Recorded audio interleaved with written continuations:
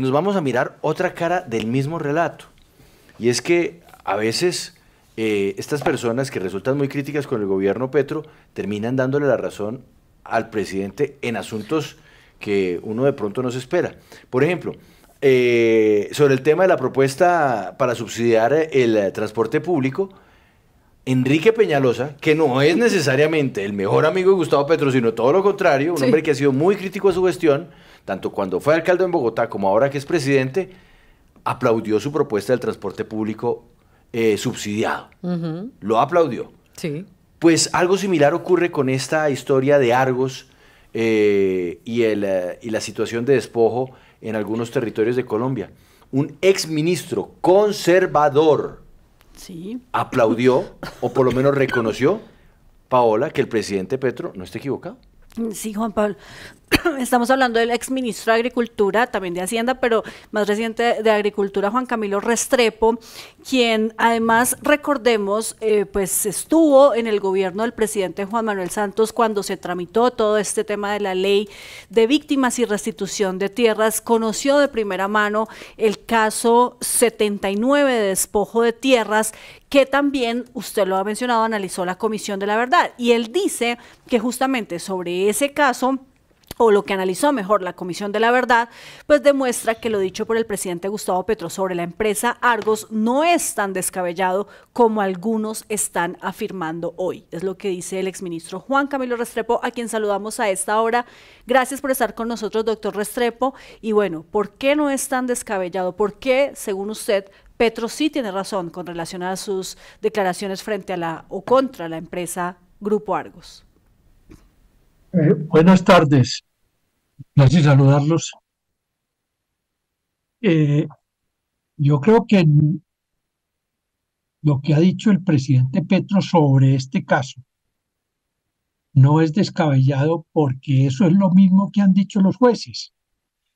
Los jueces han encontrado en diversas y plurales sentencias que la manera como terminó adquiriendo grandes extensiones de tierra Argos en Montes de María reñía con lo que dice la ley y por lo tanto se configuró un caso de despojo de tierras al no haberse actuado con la debida diligencia, buena fe, exenta de culpa, se llama en la ley, este entramado que utilizó Argos para hacerse a unas tierras muy extensas con miras a hacer un sembradío de maderables de teca en Montes de María. Por Pero esa doctor Restrepo, permítame lo interrumpa ahí porque eso quiere decir que los jueces sí han dicho que Argos despojó tierras o simplemente Argos pues compró, adquirió unas tierras que en su momento fueron despojadas, que digamos uno podría decir son dos conductas diferentes. A ver, para responder esa pregunta, permítanme remontarme un poco y dar el contexto de la ley de víctimas y de restitución de tierras. Esa ley dice: quien adquiera tierras que no sean cuestionables, debe hacerlo de tal manera que actúe con diligencia y con una diligencia exenta de culpa. ¿Qué fue lo que pudo establecerle la justicia en este caso de Argos?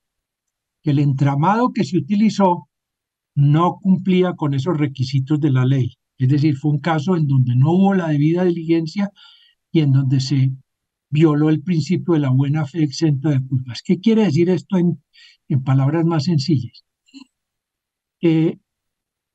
Se organizó, como lo ha documentado pues muy didácticamente la Comisión de la Verdad, que le dedica a esto todo un capítulo del libro sobre expropiaciones de tierras. Se organizó un sistema en que un comprador que identifica con nombre y apellidos la Comisión de la Verdad y, y los jueces, acompañado de otros funcionarios y de otros personajes, iban a donde los campesinos de Montes de María y les decían, sería bueno que ustedes vendan porque aquí hay mucho paramilitarismo, mucha inseguridad y ustedes están en peligro. Y entonces los campesinos vendieron a precios realmente de ganga a esos compradores. Esos compradores que actuaban por encargo y en coordinación con Argos, después le revendieron esas tierras que compraron a Argos y a las fiduciarias que se creó a un precio mucho mayor. Cuando la ley dice que se debe actuar con buena fe exenta de culpas, ¿qué es lo que dice? ¿Qué es lo que quiere decir? Que nadie puede valerse de del temor, de, de la coacción o de el poco conocimiento para hacerse a unas tierras a unos precios evidentemente o protuberantemente bajos. Entonces, ahí fue donde se vulneró el principio de la buena fe exenta de culpas y esa es la razón de fondo por la cual estos veintitantos casos han coincidido en condenar y en reprocharle a Argos ese procedimiento, naturalmente también a los compradores. Uno de ellos, un señor Álvaro Echeverría, era como el jefe de ese grupo que compraba por cuenta de Argos y que después le revendía a Argos a precios mucho mayores. Listo. Entonces se violó el principio de la buena fe exenta Sí. de culpa y Sí. esa es la razón en la cual se funda la jurisdicción agraria para hacer los reproches Claro. que ha hecho. Pero, exministro, hay una expresión muy interesante aquí que se ha utilizado mucho desde la semana pasada y es la debida diligencia o el due diligence. ¿Qué tiene que hacer o qué debería haber hecho un comprador en esa época para decir, mire, yo hice la debida diligencia y efectivamente pude identificar o no estas tierras como que fueron objeto de despojo? Porque Argos ha argumentado eso. Ellos dicen, nosotros hicimos el proceso y no descubrimos nada irregular. Por lo menos en la carta, eso es lo que señala el presidente de Argos. ¿Cuál debería haber sido esa debida diligencia? Esa debida diligencia es una diligencia asociada al sentido común de las cosas.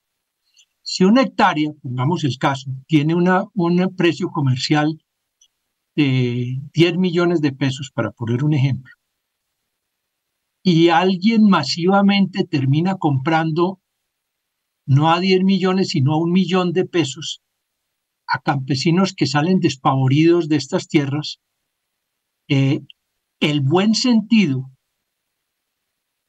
indicaría que quien está comprando directa o indirectamente debería decir, ¿y por qué están estos precios tan reales funcionando en este caso? Porque unas hectáreas que valen, es un ejemplo el que estoy poniendo, 10 millones de pesos las están vendiendo a 1 millón de pesos y están desalojando masivamente la región. Ese es el quebrantamiento a la buena fe exenta de culpa que le reprochan los jueces agrarios a Argos Y al eso, grupo de personas. exministro, pero ¿y eso era algo fácil de hacer en ese momento? Porque uno podría entonces decir, no, es que eso no era una información que estuviera disponible, o eso nadie nos lo iba a contar porque todos estaban bajo amenaza. No sé, estoy aquí como tratando de mirar posibles argumentos de Argos para decir, no, es que nosotros hicimos la tarea y nadie nos informó, nadie nos dijo nada. Es que no es que alguien les informó, es que la diligencia implica que una persona jurídica, en este caso, que tiene elementos de juicio, podría él mismo formarse razones. Es que recordemos qué fue el caso de Montes de María, la región de Montes de María. La región de Montes de María es un caso emblemático en el caso de despojos de tierras de Colombia. Es un caso emblemático en matanzas que hubo allí contra campesinos. Es un caso emblemático de una fuerza arrasadora del paramilitarismo que entró a sangre y fuego, limpiando de gente que juzgaban indeseables esta región, esta fértil región. No es un caso aislado, es toda una región que es el de Montes de María, donde se dieron estos casos de las compras por interpuesta persona que se organizaron para revenderle, después de haber comprado a precios viles, a Argos estas hectáreas de tierra muy considerables. Estamos, Paola, hablando con el exministro Juan Camilo Restrepo, porque pues nos llamó mucho la atención que él en días pasados hubiera señalado que el presidente acertaba al hacer esas afirmaciones sobre Argos. Y me llama mucho la atención que uno de nuestros fieles internautas, Carlos Sepúlveda, esté diciendo que estamos tratando de lavarle la imagen a Argos. Don Carlos, si estuviéramos tratando de lavarle la imagen a Argos, no estaríamos haciendo esta entrevista. Si estuviéramos tratando de lavarle la imagen a Argos, no habríamos tenido a una víctima del despojo, ni mucho menos una persona que nos está tratando de explicar cuál era la debida diligencia que tenía que hacer una compañía como esta. Y si acaba de hacer una pregunta tratando de argumentar como podría argumentar Argos, es para ver si el exministro me da un contraargumento que sirva para derrumbar esa supuesta idea que podría dar la compañía. Lavarle la imagen a Argos, lavarle la cara, hágame el favor, hombre.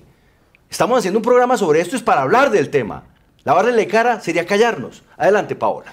Sí, como en efecto lo está haciendo justamente el exministro, diciéndonos por qué sí hay una especie de responsabilidad de Argos en todo esto, y precisamente quiero preguntarle, doctor Restrepo, porque anteriormente pues hablábamos con una de las víctimas de estos procesos en los que pues las tierras fueron vendidas a un precio mucho más barato del que verdaderamente tenían, y digamos que quien sacó provecho realmente de esto pues fue ese comprador directo, pero Argos sabía directamente que había una interpuesta persona, como usted lo menciona, que estaba comprando a un precio irrisorio y que estaba vendiéndole a ellos por mucha más plata de la que habían pues pedido esos predios. En ese caso, Argos no podría también decir, nosotros no somos los compradores directos, nosotros somos terceros. Uno no se puede escudar en que no es el comprador directo en una primera instancia, cuando estamos frente a un conjunto de hechos que a una persona medianamente diligente la debieron haber movido a recapacitar y a decir, aquí se está cometiendo un abuso. Vuelvo a mi ejemplo, una hectárea de 10 millones de pesos, comprada por esos intermediarios que comandaba el señor Álvaro Echeverría, entre otras cosas, conocido de autos en muchos procesos de despojo agrarios, no solo este. Compradas a 1 millón de pesos y después revendidas a Argos a 3 millones de pesos, pongamos el caso, pues obviamente aquí hay un caso en donde el comprador en primera instancia y el comprador en segunda instancia debieron haber advertido que se estaba cometiendo un abuso contra los campesinos, una modalidad de despojo. Y eso es lo que la jurisdicción agraria, en base a lo que dice la ley, le está reprochando a Argos. Sí, exministro, aquí viene un tema que es crucial y tiene que ver con esa política incluso que se hizo desde el gobierno, desde el expresidente Álvaro Uribe Vélez, porque es que él reconoce que él hizo una invitación a los empresarios para que compraran todos esos terrenos y entonces se escudan en eso y el Grupo Argos dice, no, pero es que el propio gobierno nos dijo que invirtiéramos en esta zona tan próspera. Pero también es muy delicado que desde el propio gobierno, donde tenían las denuncias de los campesinos que fueron despojados, que había guerrilla, que había grupos paramilitares, incluso la gobernación de Bolívar después tuvo que sacar una resolución diciendo, un momento, tienen que parar la compra de estas tierras porque esto no es normal que se esté acaparando por una sola persona y después vendiéndolo a empresarios cuando hay tantos desplazados. El gobierno era imposible que no supiera. O sí, o pudo haber sido engañado, no sé qué otra explicación pudo haber, si esto lo planteaban como una política impulsada por el gobierno, pero a todas luces ignorando la historia de desplazamiento. El gobierno del presidente Uribe, efectivamente, a través de sus ministros de Agricultura de entonces, fue a Montes de María e hizo un llamado público para que los inversionistas fueran a invertir allí. Pero que hayan hecho esa invitación a invertir allí no quiere decir, ni podría nunca ser, que los estaba invitando a comprar a menosprecio a campesinos llenos de miedo, presionados, dejando sus territorios y vendiendo a precio de ganga sus tierras. Una cosa es invertir en regiones en donde hay capacidad forestal dentro de condiciones comerciales y otra bien distinta, es decir, vayan a comprar a precio de ganga, no importa si el que lo vende está saliendo atemorizado de esta región, cómprele de todas maneras, que ahí va a ser usted un buen negocio de compra-venta, se la vende a Argos y Argos va a hacer un desarrollo forestal. Eso me parece que no está fundada en razón ni es un argumento jurídicamente sólido.